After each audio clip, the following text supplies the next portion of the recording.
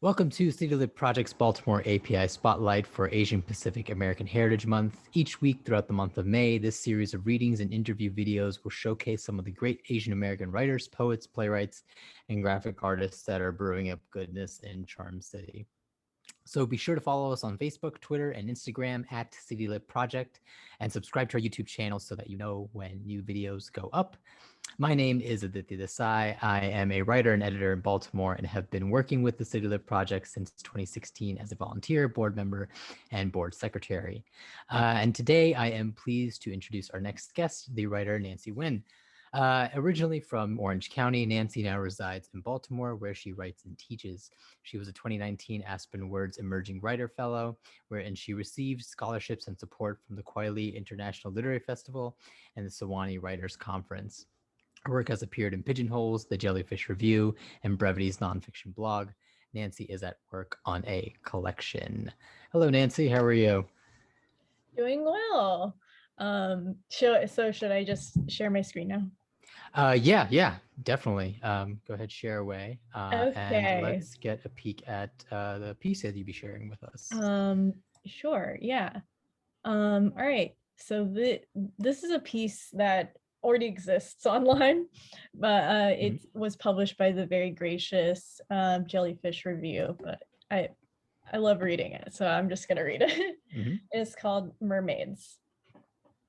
I used to date a mermaid, though our dates were more like lectures. She told me things she wouldn't say near the ocean in case the waves might pull her words into the deep. For instance, mermaids are a proud people, though the ocean has lost its sparkling majesty centuries ago. With overfishing and pollution, they are starved and angry. They lack education, and half of them are illiterate, which they overcompensate with swollen muscles and push-up bikini tops. If you find yourself on the coasts where mermaids come up for their part-time jobs as fry cooks and beauticians, they will treat you with suspicion. After all, the last time they trusted too freely, land dwellers built cargo ships and submarines, dumped chemicals in rivers, and tossed plastic bottles just to see how they would float. But I am a land dweller, I said. I know, she said, putting a dry hand on mine. She called me land dweller, but with sweetness. She wasn't fond of pet names, so that was the closest to a term of endearment. When I asked her to explain things like El Nino or how the moon controlled the tides, she gave me the most pitiful look. You land dweller, she said. She liked to say mermaids swim with their heads screwed backwards. They are uninsured, but will vote Republican. They think immigration laws are too strict, but will yank at divers' feet to warn them away from mermaid territory. They stumble on land, but will belly laugh at land dwellers who gasp and flail in public pools. Fucking shit, she said, sometimes out of the blue. Fucking mermaids. I once asked her what one good thing about mermaids was. The cynicism was beginning to tarnish and dim. She was silent for a few minutes, checking her phone as if she hadn't heard my question. Eventually, she said, Vin Diesel. I laughed, which made her frown. Oh, come on, I said. He's not a mermaid. Yes, she said. Yes, he is. Why do you think nobody knows his heritage? That was another thing that filled her with smoke. The people assume mermaids are blue-eyed and pale-skinned. In reality, mermaids are varying shades of brown, and when they are on land, their hair dries big and messy with dark curls. I remember not being able to place her when we met at a gay bar. I remember kissing her skin, expecting saccharin, but tasting salt. On a camping date, we told ghost stories and her laughter rang through the trees. She couldn't believe how feeble my ghosts were if their best effort was turning doorknobs and slamming kitchen cabinets. The ocean is the biggest graveyard, she said, opening her arms to hold the night sky. Had I heard about the bodies thrown overboard, how the water sometimes vibrates with gargled screams, and the vengeful volcano goddesses that burn through villages on land but graciously spare the ones in the sea? What about the spirits of sea creatures? How swimming through the ghost of a blue whale is like listening to a familiar song too far away to decipher. Don't you dare tell anyone, she said more than once. I mean it. I hadn't realized these stories were secrets. If you tell anyone, they'll come onto shore and find you. They'll find you and flood your car and your house. Her arms were crossed to iron bars. Mermaids take themselves so seriously, I said, hoping for a smile.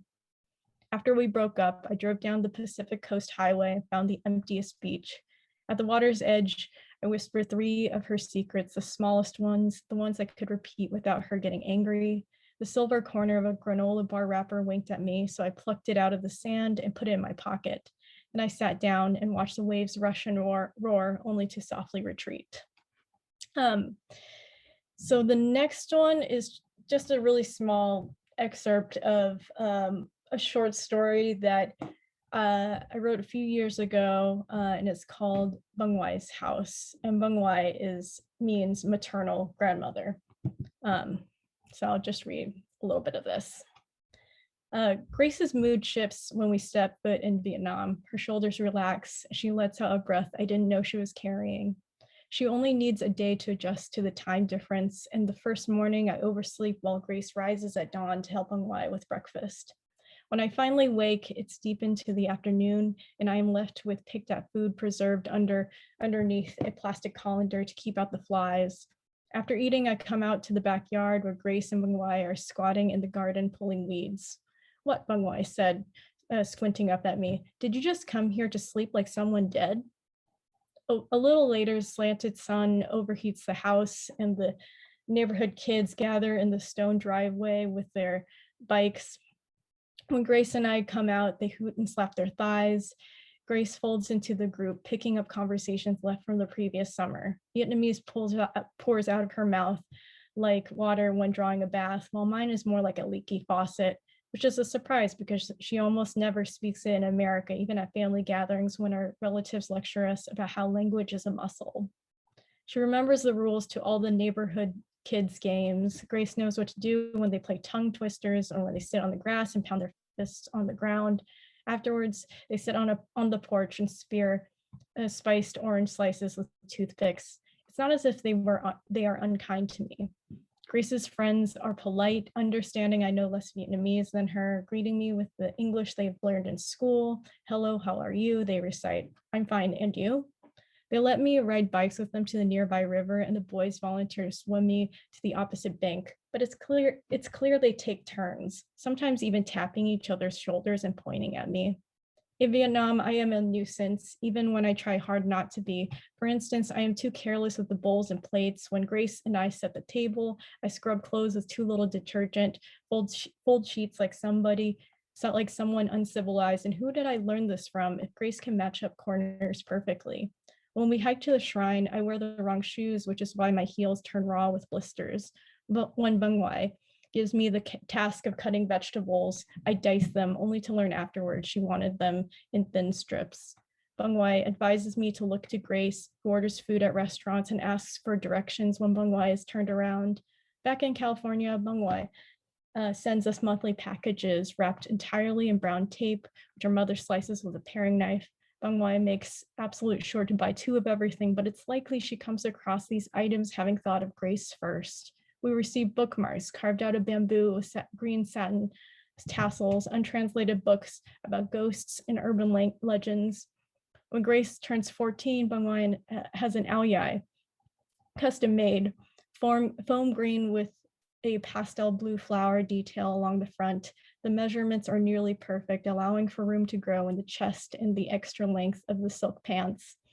After Grace tries it on, she transforms and her buck teeth are less apparent, the linkiness of her limbs suddenly more elegant. My ao dai, on the other hand, is multicolored with a geometric pattern that seems printed from a machine. It is also made of a material that isn't exactly silk, as it feels hot and itchy against my skin. The dress is a size too big, and the remaining fabric pulls around my feet. But my mother says that this is a good thing, that I will grow into it in a year or two. After she puts it in her wardrobe for safekeeping, however, the dress is hastily forgotten. That's great. Do you want to tell us a little bit about what inspired both of them, especially since they were both, I think, in terms of the kinds of the worlds that they were living in were a little bit different, but they seem to be thinking about the same issues and the themes going on. Yeah. Yeah. So the first story came from, I think I had read, well, it was like a really old story where I was just writing about these 2 people who were in an interracial couple and were having issues.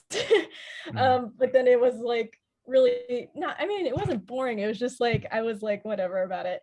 And then I read The Pisces. I forget who it's by, but I really like that book. But yeah, so like it's about like a woman who falls in love with a merman, and the merman is like clearly a white, blue-eyed, pale, very youthful looking man. And I was like, if he's out in the ocean in the sun all day, like that seems like a weird conceit to me to like keep that going. So then I was like really inspired by the idea of like creating a new mythology of like mermaids that would be probably more realistic to what is actually going on in the world if like mermaids really existed now.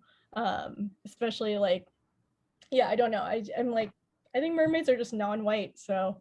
Yeah, I mean, I had my camera off as you were reading, but I was like almost about to fall to my side when the Vin Diesel line came up. Like, Oh of no. course, why does no one know where he's from or what his background is? Yeah. I even wrote it over here, Vin Diesel, LMAO, and with an exclamation point. But yeah, so then, okay, how does that, in your mind, what was the reason that you chose the other piece as well, Right. to kind of complement it then? Oh, right. Yeah. So the other piece is definitely more autofiction, in the way, totally fiction though, because I never knew my maternal grandmother. And so it came, that story came out of like a really sad longing to like know her, but also it was all, yeah, it also was like kind of an exploration of childhood trauma in a way, and how that manifests pretty early on. Like, again, it's like another what if story, like if I knew my grandmother but I know that I wouldn't be her favorite, and like what that means for me. Because yeah, so that's where that story definitely came out of. Was a definitely very real place, I would say. But again, playing with that what if, and seeing like what kind of world that would create. Yeah. Yeah. I mean, it was a very tender story as well, which kind of contrasted with kind of the more fanciful humor of the first one. But I think the other thing I was responding to in both, and especially hearing you talk about it, was it's the fine line of when we talk about fiction, which is, on one side you kind of have the more folklore, the more fantasy, the more, it's truly kind of something that exists outside of our world. And then there's the thing that we call, for lack of better terms, like realistic fiction or literary fiction, which is where the second one was living. But both were driven out of this desire to envision a world that you wanted to see, or maybe weren't able to experience, or a life you weren't able to experience.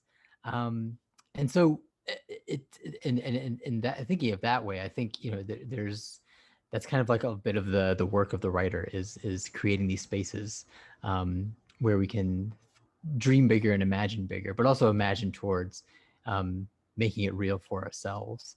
Right.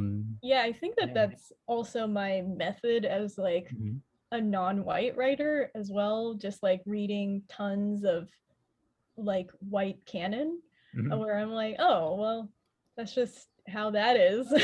Right. And a lot of it, it's like now that, I've been to grad school and stuff like that, reading more about these authors, and I'm like, oh, it is like nonfiction for a lot of these people. Right. It is like pulled straight from their lives. But for me, it's like, it's like kind of double the sort of excavation, where it's like I got to excavate for myself, but I also am also excavating like something missing within my own like history, and being just like morbidly curious about how things would be if they were like, if one thing was changed. Yeah. Yeah. Well, so do you want to tell us a little bit more about that? Just, what's your writing origin story? What put you on this path towards excavating and digging into your past? Right. Well, I always loved reading and writing, like since I was really young. Like I was trying to write a novel since I was like 16. Mhm. So I have a lot of like dead novels from a lot of NaNoWriMos. But yeah, I think that when I read Cathedral by Raymond Carver, that was when I was like, whoa, this is really cool. And I feel like I can try to do this. And so I think I wrote like a very like fan fiction, like Raymond Carver fan fiction, like in college, and then got into a workshop, my first workshop, and everyone was like, this is great. And I was like, it's fan fiction. So yeah, I think that's what got me really into like that short story genre and just literary fiction in general, where I'm like, this is such a cool medium Mhm. to explore these things that I guess maybe I've always thought, but just didn't know how to express. Um, and so that's just sort of where I came from with that. Totally. Yeah, I guess and speaking of someone who has a terrible time with writing short stories, I just write and write and write and write and I never know where I'm going. Um, but yeah, the genre is able to be like the small, like snow globe type of space where you can shake it up and see what happens. Um, and there is a bit of that quality of your work, at least in the two pieces that you shared, how they seem to zoom in on these very small finite moments, but just imbue them and expand them with all kinds of the ongoing narrative of the ongoing monologue of the narrator, but also the different kind of images and illusions that the writer makes along the way, and the way that ideas are unpacked there. um, one of the phrases that stuck out to me reading it was in the second story about the grandmother, which is language is a muscle. Mhm. And it seems like it seems like the short story allows for that, right? You can kind of like work out these like small muscles in different ways rather than just kind of, I guess, Yeah. to belabor the analogy, instead of just like deadlifting like 400 pounds at the same time, you can kind of work your way up to um, some tonnage. I don't know. Yeah. I lost track of that metaphor, but No, you see what I'm saying? Yeah. I think you're completely correct. Like I totally see writing as like a language. And like, oh my gosh, yeah. Once you kind of nail one, you could kind of like pick up, I don't know, poetry or something afterwards. Mhm. You're like, I kind of have an idea. So I feel like that metaphor is super like accurate Mhm. for sure. Definitely. Um, so how do you see your writing as part of or in conversation with the larger API narrative, whether that's continuing one, as it seems like you're doing, or recontextualizing it, or maybe even um, in opposition to? But yeah, where exactly do you see yourself? Yeah, so another like I feel like I had a lot of sort of going back to like my origin as a writer. I had a lot of like aha moments, Mm. and it's like it's a very clear timeline where I'm like, Raymond Carver, Cheever, uh Flannery O'Connor, and then all of a sudden, boom, Jumpa Lahiri. Right. Like I was like, whoa, I could do this now. So yeah, Jumpa Lahiri was like the first, I think, yeah, the first female like Asian woman writer that I think I'd ever read. Mm. uh, yeah, I think that's right, because I think I read Amy Tan maybe after that, but but yeah, that was like very formative for me, and I just loved how she wrote about these like domestic issues Mhm. about like people who are pretty like well off, like middle class, super middle class in Boston. And I was like, oh my gosh, that's like my life, but in Orange Mhm. County.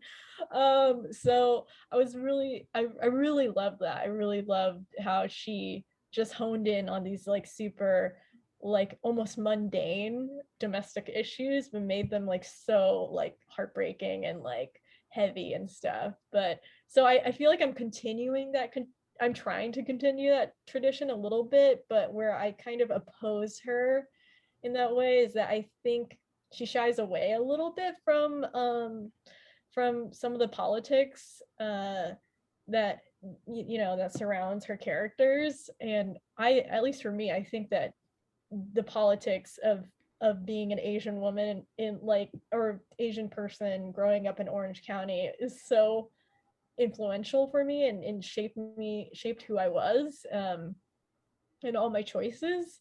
And so then I feel like I engaged with that a little bit more, where I'm like, I think that place in the politics of existing in a space is like, it's almost its own character in the story. It's probably one of the most important things I focus on, because in the second story it takes place both in America and Vietnam, and it shows like how each of these sisters kind of thrive and like look for affirmation in both places.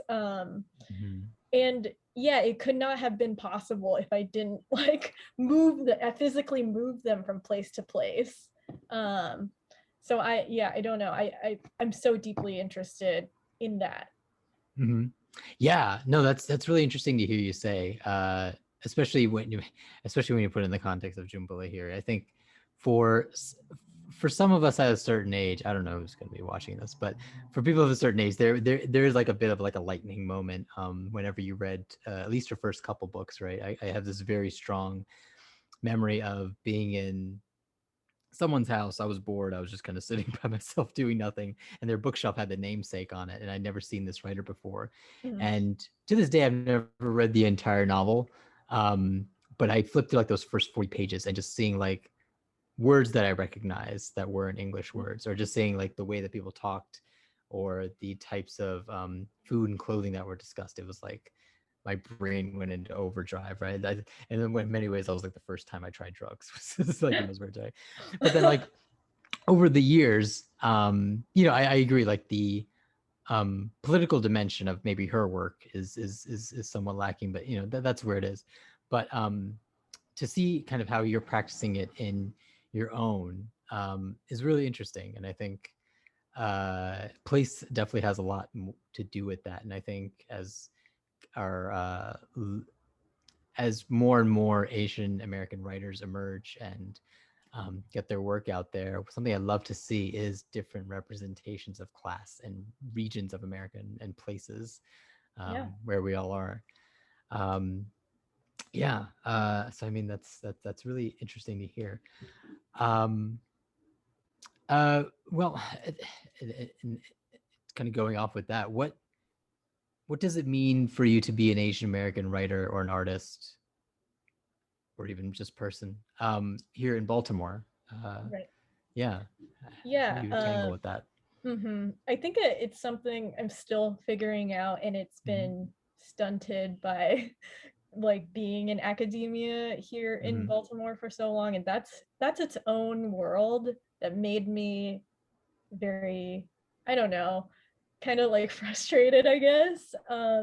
It's a very like, I feel like academia in general is just like a white institution, and so I had a lot of problems with that, I think, uh, especially like in juxtaposition with Baltimore, which is like so predominantly Black, and it just felt weird and just, yeah, very complicated in that way. And then the pandemic hit, and I could only stay in my house. So I couldn't really like, yeah, I feel like I couldn't really develop that deep of a relationship with Baltimore just yet, even though I've lived here for a few years. But that being said, I adore this place so much. I like came to the city when it was like post, it was like, I think 2017, post election, and I had experienced the election in Orange County, which is so conservative. That's where like Richard Nixon was born, so Yeah. I hope that contextualizes that place a little bit. Like, it was so bad, just being in that place, just seeing, I don't know, feeling so And much of Richard that. Nixon's vice president is a Baltimorean, so Is voila, that, you oh know, it my all came God. together. Spiro T. Agnew, yeah. There's like there's too much Yeah. parallel between me and Richard Nixon. It makes me so Oh no. uncomfortable. Um, so yeah, it's just, yeah, so yeah, I kind of left that place and then was like, I don't know, it's just this place had a much different energy. And I think like not long after I moved here, the Confederate statues were like taken down Mhm. overnight, and I was like, what? Like, if we had Confederate statues in Orange County, they would be they would be they would be up and lauded. Mhm. There would be like a holiday. It's just, yeah, so I don't know, I feel so much like, I don't know, gratitude, I guess, for this place for taking Mhm. me in. But yeah, it's, I feel like it's so complicated for me though, and I'm still trying to figure it out. Um, Yeah. yeah. You're almost kind of having like a nesting doll, Russian doll kind of effect where it's like, um, yeah, you went from a conservative place to a liberal place, but then a conservative institution within a Yes. liberal place, and then yeah, it's kind of extracting and kind of unpacking Yeah, and over then and over and over like again. Yeah. I also have like privilege as well, Mm, and yeah, and I'm also, I don't know, I'm like, ugh, am I gentrifying this place? Like, mm, what is my existence doing and mm. ruining? So there's like a lot a lot to like think about. Yeah. Right. Well, those problems are so vast and so complex. I don't know if we can do much about them here, but I will say, if you do feel like that is something that you're contending with, I think your writing will give a lot back to the world, to maybe help fix it and improve it. Yeah. And that's in that sense. Yeah. No, this will be exciting. Yeah, I hope whoever is watching, wherever you're watching, yeah, definitely check out more of Nancy's work. And we definitely I'm hoping that that collection comes out soon, sooner rather than later. No rush, but you know, Hmm. whenever it does, we'll be very excited. Okay. All right, cool. Thanks, Nancy. Thanks.